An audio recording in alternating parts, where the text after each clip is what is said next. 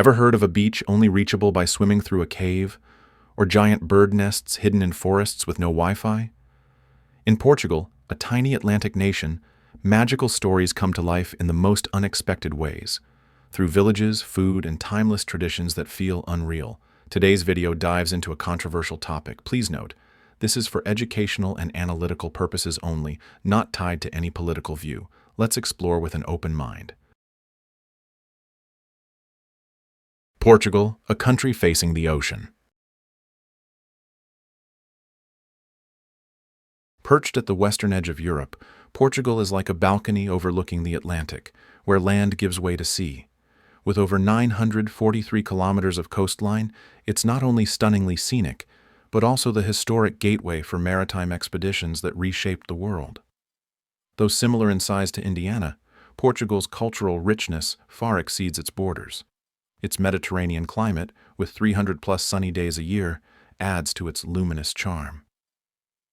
Lisbon, the capital built on 7 hills, blends the past and present in every corner, from vintage trams and mosaic streets to rooftops bathed in golden light.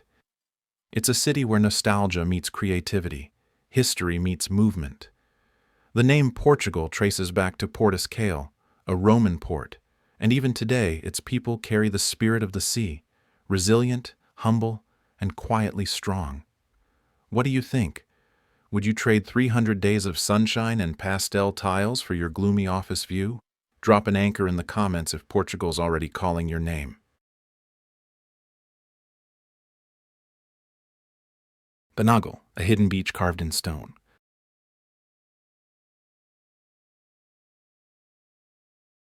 Along the sun-drenched shores of the Algarve lies a natural wonder so secret that even digital maps fall short. Tucked behind cliff faces that appear impenetrable is Benagil Cave, a hidden beach sculpted by nature itself. There are no roads to reach it, no stairways to descend. Your only options are to swim nearly 200 meters through the sea or paddle by kayak through narrow rock corridors. And that demanding journey only adds to the cave's mythical allure. Once you pass the cold stone walls and enter the space within, you're met with something magical. A massive vaulted dome with a wide opening at its peak, where sunlight pours down directly onto sand as soft as silk. It feels as though you've stepped into a cathedral of light, a space not built for worship, but one that invokes reverence nonetheless. From the outside, Benagil appears as nothing more than a subtle crack in a cliff, but within lies a realm so awe-inspiring that it's been named by CNN, National Geographic, and Condé Nast as one of the most stunning sea caves in the world. This is not a beach for casual tourists. It is a reward for those willing to leave the ordinary behind and dive into nature's most sacred secret. It's a gift reserved for curious souls who are patient enough to find the beauty that the ocean keeps hidden. Portuguese women, grace rooted in the sea.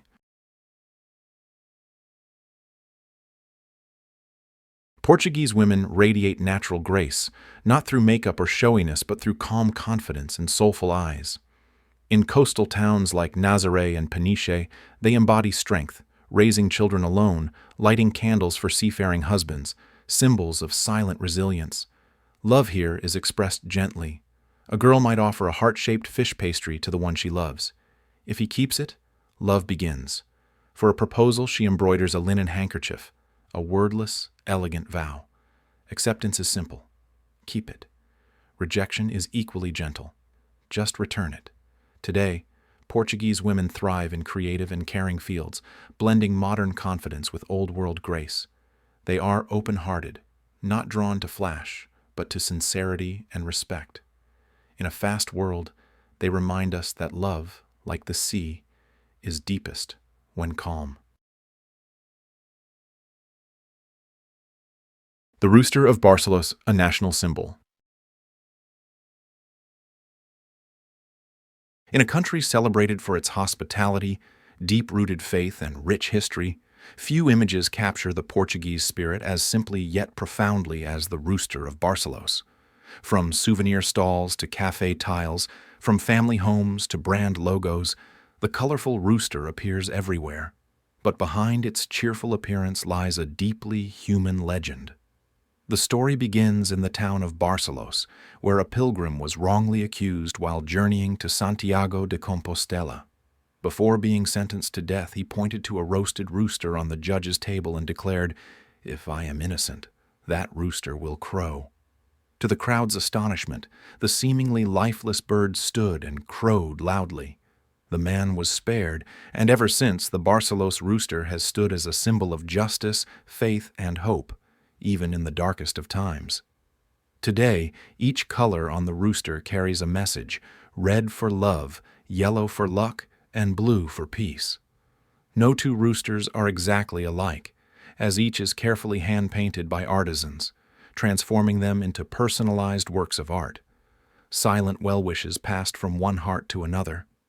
To me, this is more than just a souvenir. It's a quiet reminder that the right thing is always worth voicing, whether through words, through action, or through a brightly painted rooster standing still amid life's many colors.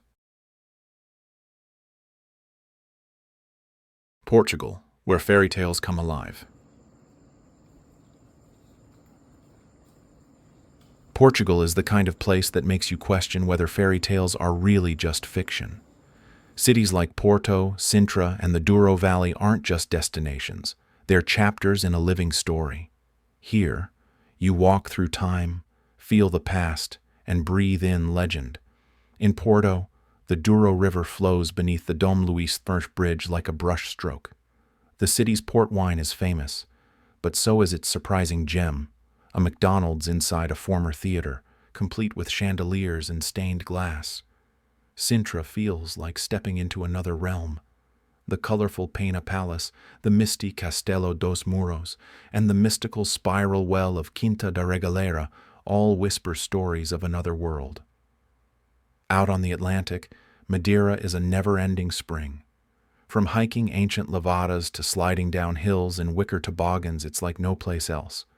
Here, beauty isn't just seen, it's felt. If Europe is a museum, Portugal is its most magical room, a place not just to visit, but to live a fairy tale that's still unfolding. Minho attire, heritage in every thread. In a world where fashion has become increasingly uniform and fleeting, the Minho region of northern Portugal continues to uphold a majestic and deeply proud tradition.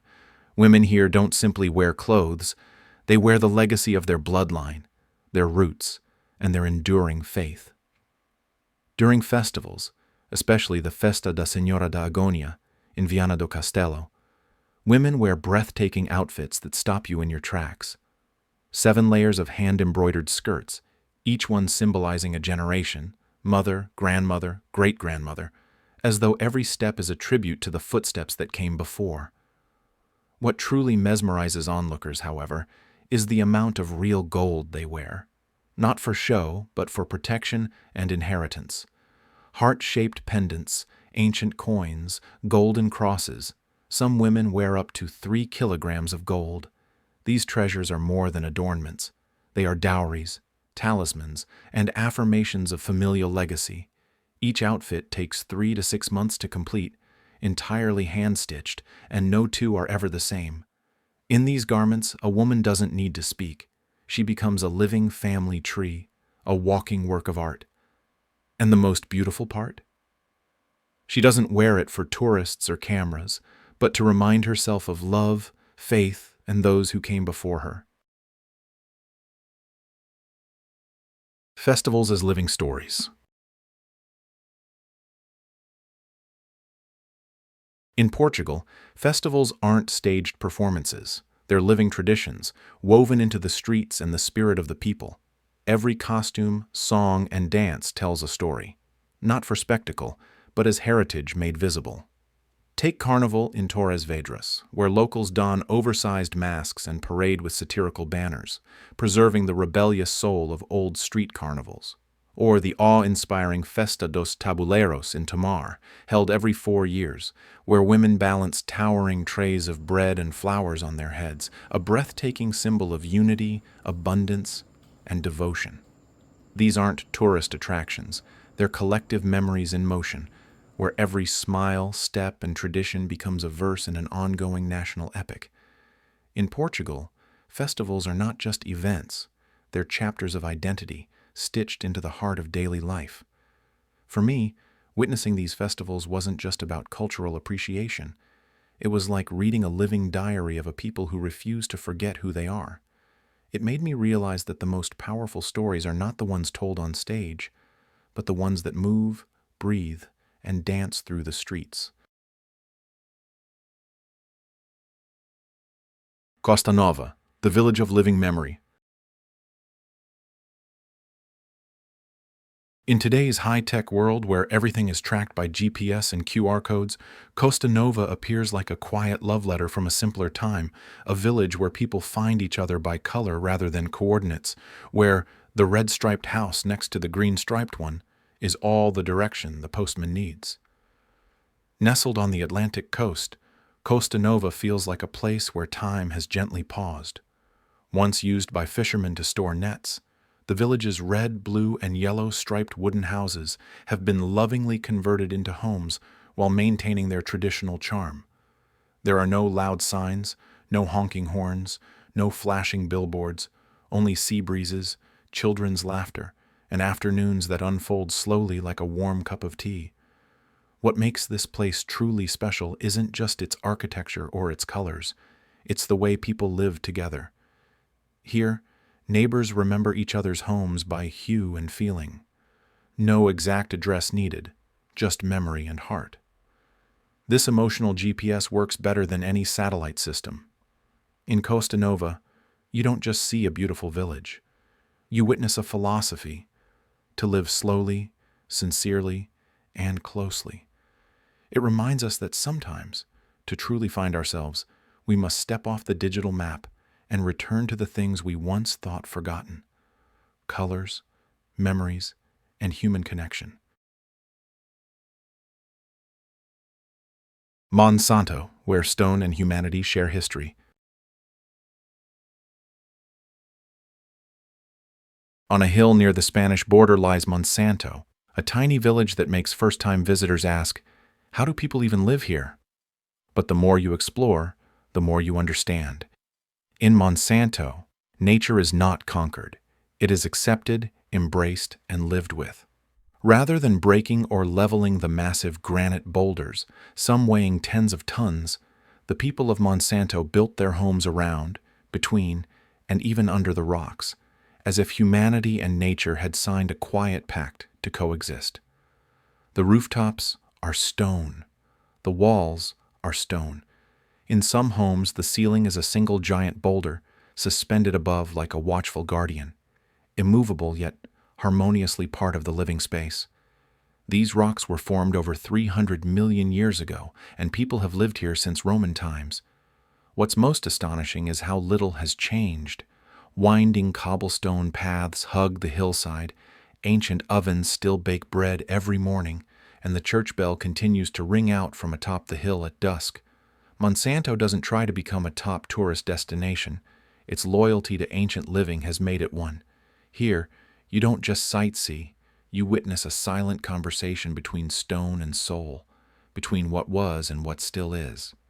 In a modern world where people strive to reshape nature to fit their needs, Monsanto is a rare place where nature and people share the lead roles in an endless story, a tale where harmony is not declared but lived.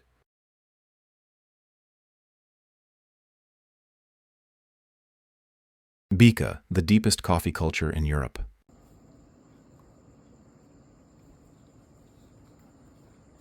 If you think coffee is just something to wake you up in the morning, then in Portugal, it's something else entirely. It's a way to awaken the soul. For centuries, drinking coffee in this country hasn't just been a habit, it has been a social ritual, a cultural gesture, a pause in the rhythm of urban life to make room for connection, for conversation, or even for meaningful silence. The Portuguese don't drink cappuccinos or order lattes. What they sip is a small, intense cup called Bica, similar to espresso, yet subtly different in aroma and feel. For them, 2 small sips are enough to start the day, yet the flavor lingers well into the afternoon. And in some mountain villages of the south, you may still find people paying for their bica with fresh eggs, almonds, or homegrown vegetables. Not because they lack money, but because the bond between customer and cafe is one of trust, familiarity, and community. Here, coffee is a soft, social contract where affection matters more than currency. In the ancient city of Évora, there's a cafe over 100 years old, tucked beneath the shadow of a 13th century church. No tables, no Wi-Fi, just cold stone steps, sunlight filtering through an archway, and the sound of dishes clinking softly in a timeless space. People don't come here to work or snap selfies. They come to sit quietly and listen to themselves. In today's fast-moving world where coffee is often reduced to something to go, in Portugal, Bica is something that makes you stay, with others and with yourself.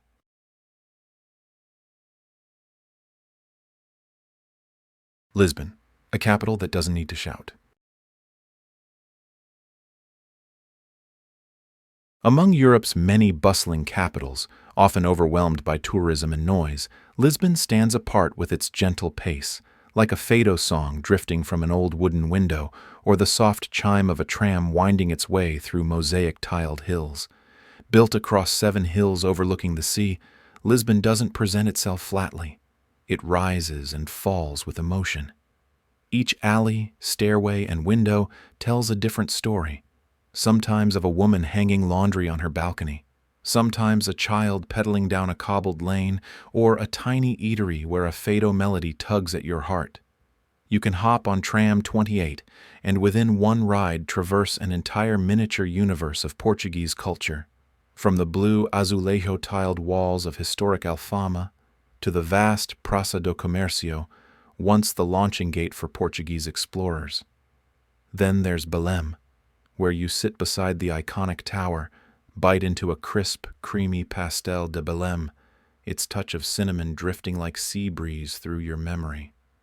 But what truly defines Lisbon is its people. Here, strangers don't stay strangers for long. Stand at a bus stop and someone will surely smile and ask where you're headed, not out of duty, but because warmth is part of the city's DNA. Lisbon doesn't try to dazzle. It's as modest as sunlight spilling over terracotta rooftops, and most beautiful when you slow down. That's why travelers don't check Lisbon off the list. They return. Because this isn't a city you visit, it's a city you belong to. Sleeping in a nest, rediscovering sacred silence. In today's tech-heavy world of non-stop connectivity and signals buzzing in every direction, there's a quiet pocket in Alentejo, Portugal, where there is no Wi-Fi, no TV, and no traffic noise, only the sound of birds waking you at dawn and sunlight filtering through leaves in the morning stillness. Here, you can choose to sleep in a giant bird's nest, literally. Some eco-resorts in this region have created tree houses shaped like bird nests, crafted by hand from bamboo, wood, and woven branches. Each nest is designed for just 2 people. No screens, but a stone bathtub, soft bedding, and a large window looking out over a misty valley. There's no room service here. Your breakfast is hoisted up in a basket, just like a bird might feed its young. On the weathered wooden door, a hand-carved phrase greets you. Desconectar para reconectar. Disconnect to reconnect. Here, people don't come to experience nature as an activity. They come to be quiet, to hear their own hearts, to remember what it feels like to breathe slowly and sleep deeply. Many visitors admit they've never slept so well, not because of luxury, but because of simplicity so pure it lifts the weight from the mind. In a world racing to go faster, there still exists a place where sitting in a nest of bamboo among the trees is enough to make you feel whole. And perhaps that profound simplicity, is the new definition of luxury. The church bells of Monsaraz. In the medieval village of Monsaraz, nestled in Portugal's Alentejo region, you won't hear the blare of car horns, loudspeakers, or any of the typical noise of modern life. Instead, the sound that weaves through the day and into the stillness of night, even at 3 a.m., is that of church bells echoing across the hills. What some tourists might mistake as noise, the locals affectionately call the breath of the past.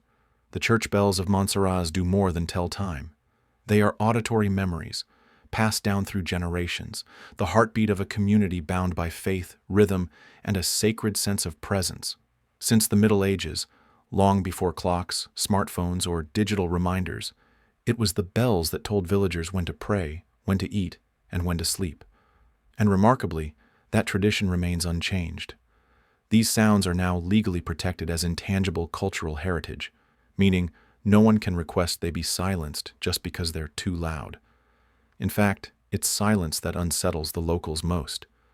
One elderly woman put it simply, "If I don't hear the bells one night, I start to worry. Something must be wrong." In a world where silence is being replaced by constant notifications and digital noise, the bells of Monsaraz do more than mark the hours. They preserve the soul of a village, offering a gentle reminder that life moves in cycles, not in sprints, and that sometimes sound isn't disruptive, it's reassuring. Ever been woken up at 3 a.m. by a bell and thought it was your phone? In Monsaraz, it's just history saying hello. Would you find it soothing or start reaching for the earplugs? Let us know in the comments, team bells or team silence.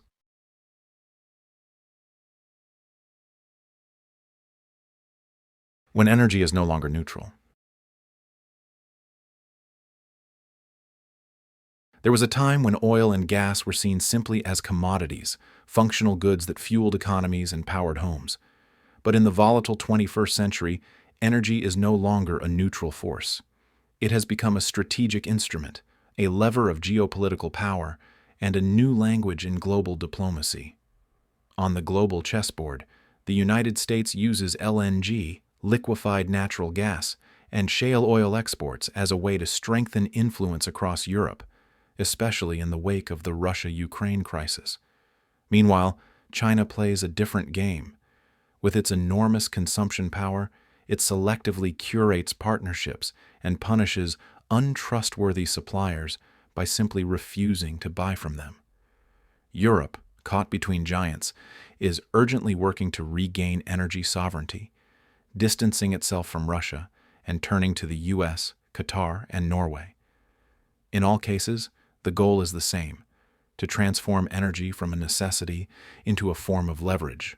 What's most telling is that pipelines, LNG ports, and 25-year supply contracts are no longer mere infrastructure projects. They are materialized political commitments, declarations that say, "We belong to this global order." In today's multipolar world, energy has outgrown market logic. It now serves as a foreign policy statement, one delivered not through words, but through pipelines of hot gas and streams of hard-bargained oil.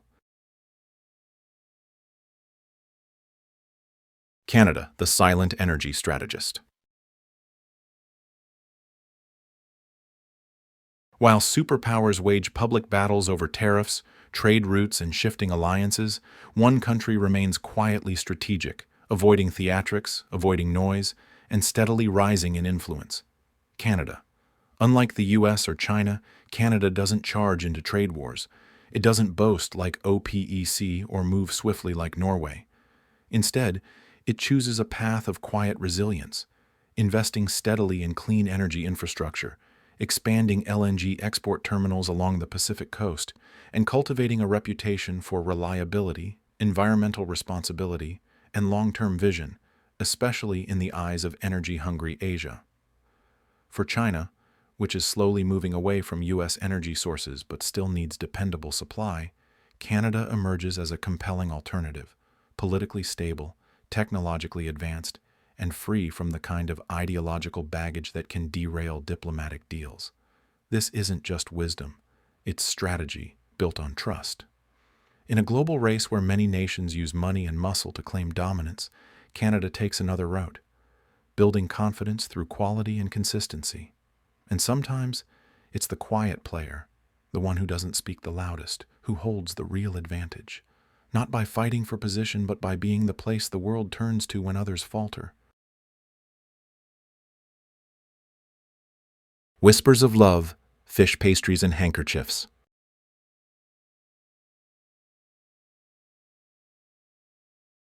In a world that grows louder by the day, with declarations of love shouted across social media, rushed roses in traffic, and unfeeling swipes on screens, Portugal holds on to an older, gentler way of loving. It's slower, softer, but deep enough to reach the soul. Two symbols capture this tenderness perfectly: the fish-shaped pastry and the hand-embroidered handkerchief. In many traditional villages, when a young woman harbors feelings for someone, she doesn't pour out poetic confessions or make grand promises. Instead, she gives him a small, sweet pastry shaped like a fish, a modest gift, yet one that carries the full weight of sincerity. If the young man keeps the pastry, love begins to grow. If he doesn't, the refusal arrives like a sea breeze, soft, respectful, and without pain. And when love matures, she puts her soul into a handkerchief stitched by hand, every thread a silent word of devotion, every design a symbol of her hope for a future together. No words are needed when she offers it. If he keeps it, that's a quiet yes. If he returns it, that's no. No drama, no stage, just grace, subtlety, and truth. In an age where everything seems to be for sale, from roses to rings, from pre-written vows to internet-ready proposals, the handkerchief and the pastry stand as symbols of a rarer kind of love, one that doesn't shout to be seen but whispers to be remembered.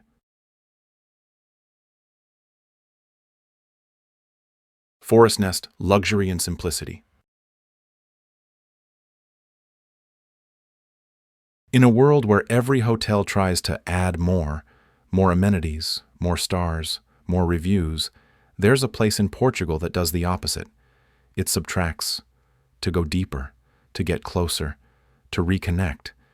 And that place is the forest nests of Alentejo. No Wi-Fi, no television, no flashy signage. These rooms are designed to look like oversized bird nests woven from bamboo, wood, and vines. Nothing but nature and peace. There's no hum of air conditioning, just the rustle of leaves in the breeze. No screen's blue glow, just moonlight through a wooden window. And breakfast isn't brought to your door. It's gently hoisted in a basket by rope, as if from a mother bird. Here, guests don't come to experience nature as an Instagrammable escape. They come to disconnect from the world and reconnect with themselves. No phone is needed to check in, because the proof of the experience is within you. A still mind, undisturbed sleep, and a heartbeat slowed to match the trees. While five-star resorts chase luxury by addition, a humble nest in the woods offers something richer: rest, not just for the body, but for the spirit. Perhaps that is the new luxury, to have less but feel more. Costa Nova, where color guides and memory remembers.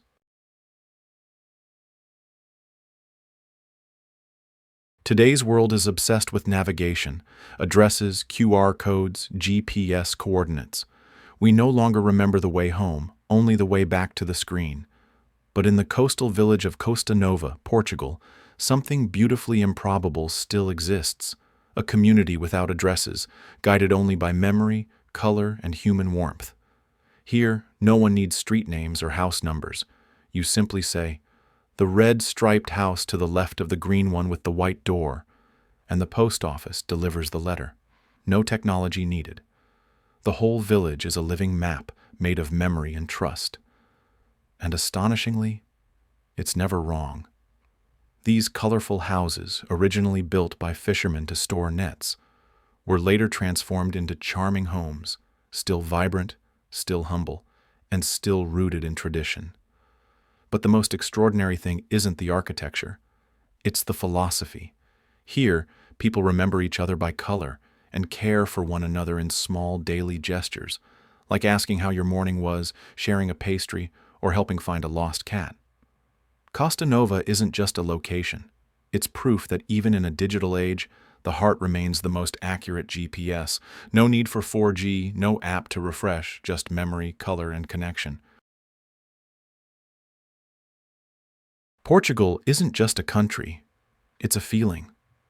A place where fairy tales are carved in stone, where silence is sacred, and love speaks in whispers, not noise. To me, it's more than a travel destination.